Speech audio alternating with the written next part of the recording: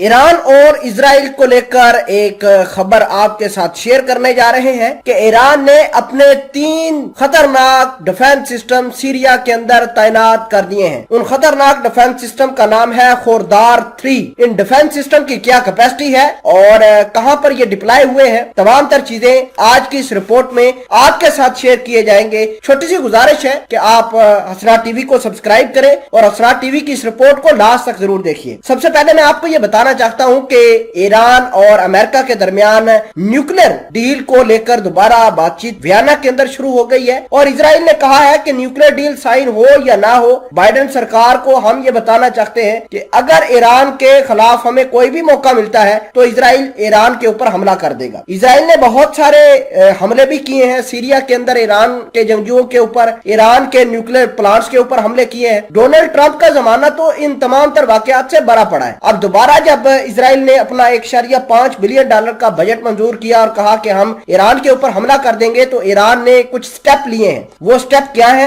जरा वो देखिए। सबसे पहले इन्होंने 3 अपने जो खोरदार 3 डिफेंस सिस्टम है वो सीरिया के अंदर पहुंचाए और एक न्यूज एजेंसी ने यह दावा किया है कि ईरान के जो कार्गो जहाज है वो काफी दिनों से यहां पर पहुंच रहे हैं सीरिया के अंदर और सैटेलाइट इमेजेस कुछ शेयर की गई हैं, जिससे यह साबित होता है कि ईरान ने सीरिया और लबनान के बॉर्डर के ऊपर, जी हां, सीरिया और लबनान के बॉर्डर के ऊपर अपने जो ये डिफेंस सिस्टम है ये तैनात कर दिए। अब खोरदार 3 की अगर कैपेसिटी देखें तो ये बैलिस्टिक मिसाइलों का इस्तेमाल करते हैं। इनकी रेंज तकरीबन 100-120 के करीब बताई जाती है और लबनान के बॉर्डर के ऊपर बैठकर, जहां पर ये ईरान ने डिप्लॉय किए हैं, बड़ी आसानी से इजराइल को तबाह किया जा सकता है। इसके अलावा बड़ी अहम बात यह है कि ईरान सीरिया के अंदर एक मिलिट्री बेस भी बना रहा है, जिसका जो टाइटल है वो गोल्डन मिलिट्री बेस के नाम से बनाएगा। और आपको ये बता दें कि ईरान ने शुरू दिन से, जब से इजराइल खुफिया ऑपरेशन सीरिया के अंदर कर रहा है और बशार अल असद की गवर्नमेंट को गिराने की बात कर रहा है, तब से लेकर अब तक ईरान ने बहुत ज्यादा स्टेप उठाए हैं, बहुत सारे मेजर्स उठाए हैं ताकि सीरिया के अंदर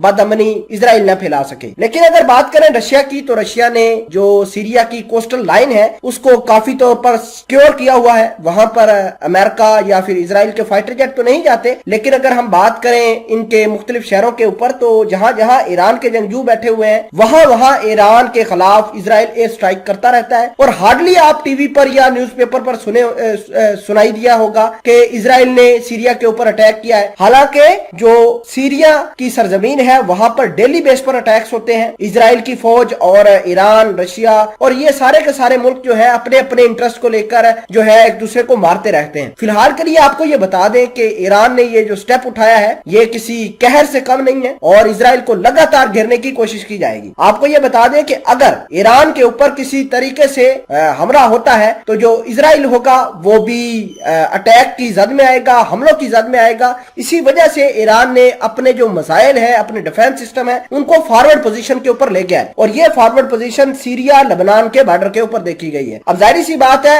ईरान की साथ के अंदर लबनान के जो हिजबुल्लाह है वो ग्रुप भी आएगा, हमास का ग्रुप भी आएगा और इस तरह इजराइल को काफी बड़ा नुकसान हो सकता है।